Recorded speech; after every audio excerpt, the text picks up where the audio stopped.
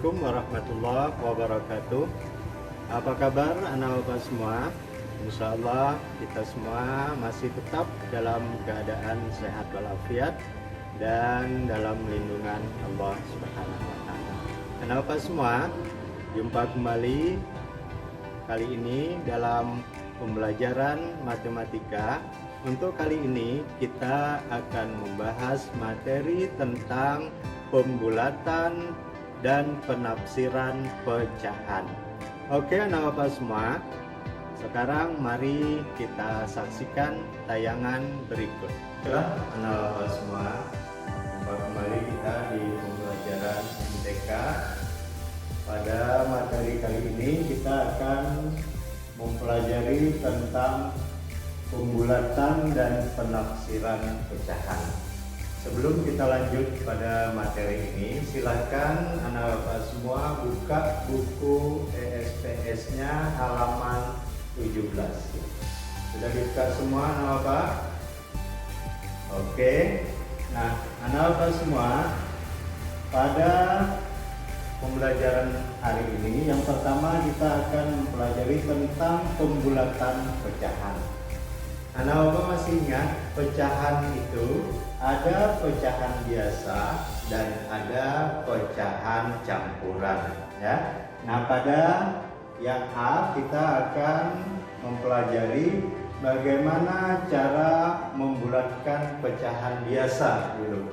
Nah, coba lihat di layar atau di monitor anak bapak semua yang bapak kasih contoh pecahan biasa, yaitu 5/6. Kita cari dengan cara menggunakan garis bilangan. Coba lihat, ini ada bapak buat contoh garis bilangan yang menunjukkan pecahan ini adalah 5/6. Nah, pada garis bilangan ini coba perhatiin ada 0, kemudian 1/6, 2/6, 3/6, 4/6, 5/6, dan selanjutnya adalah angka 1. Kenapa 1? Karena setelah ini kan ada 6/6. 6/6 sama dengan 1. Oke, nah bapak semua. Nah, sekarang tadi kita disuruh membulatkan pecahan 5/6. Coba anak bapak perhatiin 5/6 pada garis bilangan ini kita lihat berada di posisi dekat pada angka 1. Nah, oke. Anak bapak semua, tadi 5/6 ini kan lebih dekat pada angka 1. Jadi dibulatkan menjadi 1. Tapi kalau 5/6 ini ke angka 0 kita hitung berapa langkah? 1, 2, 3, 4, 5 langkah. Berarti lebih jauh ke angka 0 daripada ke angka 1. Nah, cara membulatkan ini adalah ke yang bilangan bulat yang terdekat. Nah, jadi 5/6 dibulatkan menjadi 1 karena dia lebih dekat pada angka 1. Yang selanjutnya, pembulatan pecahan campuran. Kalau yang pertama tadi kita sudah menyelesaikan pecahan biasa. Nah, sekarang pembulatan pecahan campuran. Contohnya di sini coba lihat pecahan campurannya 2, 1/4. Nah, 2 ini kan sudah bilangan bulat. Jadi tidak perlu kita cari lagi. Nah, yang sekarang menjadi permasalahan yang harus kita selesaikan adalah 1/4. Nah, kita lihat garis bilangan lagi. Nah, ini garis bilangan yang menunjukkan 1/4, ya. 0, 1/4, 2/4, 3/4, dan 1. Kenapa 1? Karena setelah 3/4 kan 4/4 nilainya sama dengan 1. Nah, sekarang 1/4 ini lebih dekat ke angka atau bilangan bulat yang mana? 0 atau 1? Coba kita lihat. Nah, 1/4 ke ke angka atau ke bilangan bulat 0 1 langkah. Ke 1 dia ada 3 langkah. Berarti dia lebih dekat ke 0. Berarti 1/4 ini sama dengan 0. Jadi 2 1/4 ini artinya 2 ditambah 0 sama dengan 2. Kenapa 0? Karena 1/4 tadi lebih dekat ke 0. Jadi 2 ditambah 0 sama dengan 2. Jadi 2 1/4 jika kita bulatkan menjadi 2. Oke, anak-anak. Nah, selanjutnya anak-anak, kita akan membulatkan pecahan desimal. Pecahan desimal ini bisa kita bulatkan ke satuan terdekat atau ke persepuluhan terdekat. Nah, oke anak-anak, sekarang kita lihat contoh. Ini ada pecahan desimal 3,74.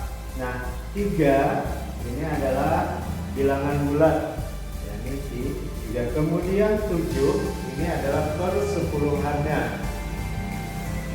Nah, untuk membulatkan bilangan desimal 3,74 ini harus diingat, jika persepuluhannya lebih kecil dari 5 maka dia menjadi 0. Tapi jika dia lebih besar dari 5 maka dia menjadi 1. Ingat, itu kuncinya. Jadi lihat persepuluhannya, jika dia kecil dari 5 maka dia nilainya 0. Tapi jika dia lebih besar dari 5 maka dia menjadi 1. Contohnya nih 3,74.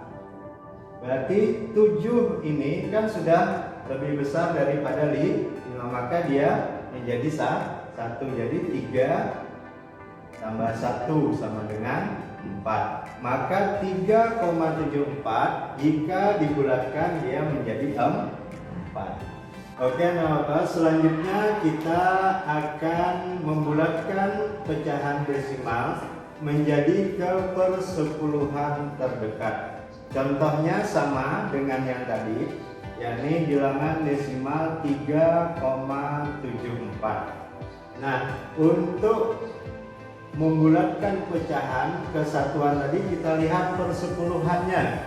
Tapi sekarang untuk membulatkan ke persepuluhan terdekat kita lihat perseratusannya. Yakni di sini ada angka 4. Ingat tadi kuncinya, jika dia lebih kecil dari 5 maka nilainya 0. Kemudian jika dia lebih besar dari 5 maka nilainya menjadi 1. Nah, sekarang kita lihat 3,74. Kita lihat perseratusannya ada angka 4. Ini lebih kecil atau lebih besar dari 5? Kita lihat berarti lebih kecil dari 5, maka nilainya 0. Berarti tetap 3,7 ditambah 0 ya, karena 4 ini kan lebih kecil dari 5 maka nilainya sama dengan 0. Berarti 3,7 ditambah 0 sama dengan 3,7 ya. Jadi 3,74 jika kita bulatkan menjadi ke persepuluhan terdekat menjadi 3,7 karena 4 ini tadi nilainya, karena dia berada di posisi lebih kecil dari 5 maka nilainya 0. Jadi tetap 3,7. Selanjutnya anak-anak semua, kita akan membulatkan persen ya. Yang perlu diperhatikan untuk membulatkan persen ini adalah kita lihat satuannya ya. Di sini ada contoh 18%. Bagaimana cara kita membulatkan persen ini? Kita lihat tadi sudah disebut, jika dia lebih dari 5 maka pembulatannya ke atas. Nah, di sini ada 18%. Jika kita bulatkan karena sudah mendekati angka puluhan terdekatnya adalah 20, maka dibulatkan menjadi 20%. Sekarang contoh yang kedua ada 73%. Jika dia lebih dari 5 maka dibulatkan ke atas. Tapi jika dia kurang dari 5, ini ada 3, berarti angka 3 ini kurang dari 5. Berarti dibulatkan ke bawah. Ini menjadi 70%.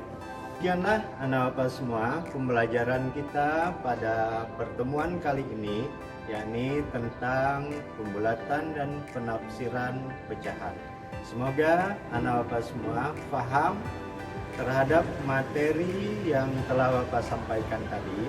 Dan jika anak bapak semua kurang jelas, silahkan nanti ditanyakan langsung ke wali kelasnya masing-masing. Semoga ilmu yang kita pelajari pada pertemuan kali ini bermanfaat untuk masa-masa atau bekal kalian di masa yang akan datang. Dan Bapak ingatkan tetap jaga kesehatan kalian. Jika keluar pakai masker dan jangan lupa cuci tangan. Semoga kita semua tetap dalam keadaan sehat dan dalam lindungan Allah Subhanahu wa taala. Terima kasih. Wassalamualaikum warahmatullahi wabarakatuh.